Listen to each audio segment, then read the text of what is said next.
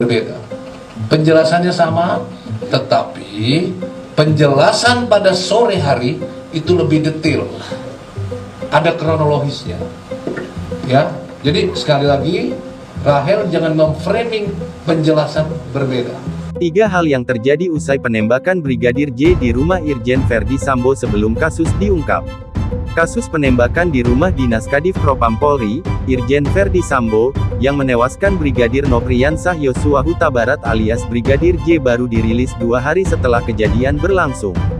Seperti diketahui, Brigadir J tewas setelah adu tembak dengan Baradae di rumah dinas Verdi pada Jumat tanggal 8 Juli tahun 2022 pukul 17 waktu Indonesia Barat.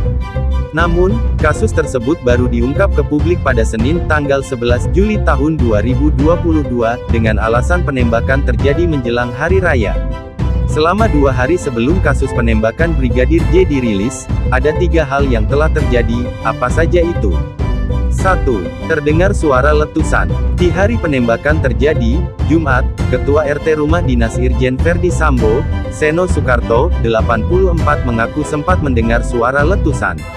Rumah Seno sendiri berjarak 300 meter dari lokasi penembakan.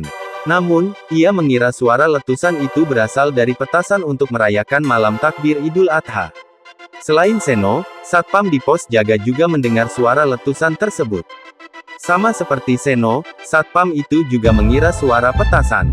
2. Polisi datangi rumah dinas Irjen Verdi Sambo. Di hari penembakan Brigadir J terjadi, orang-orang diduga anggota polisi mendatangi rumah dinas Irjen Verdi Sambo. Satpam sempat bertanya mengenai peristiwa yang terjadi. Namun, kata Seno Sukarto, orang-orang yang ada di rumah dinas Verdi mengatakan tidak terjadi apa-apa. 3. Dekoder CCTV diganti.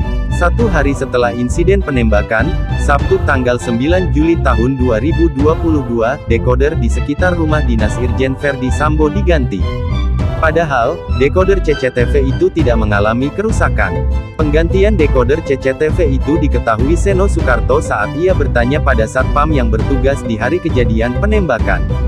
Dekoder CCTV itu, ujar Seno, diganti oleh sejumlah anggota polisi, baik berseragam maupun tidak.